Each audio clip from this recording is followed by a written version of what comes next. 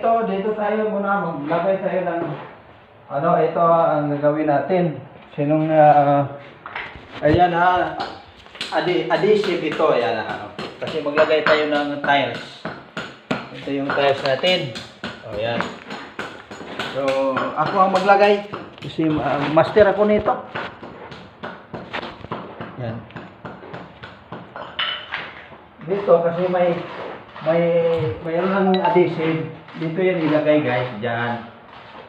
Tingnan nyo, para pag gumawa kayo sa bahay nyo, ganoon din ang gagayahin nyo. Ito.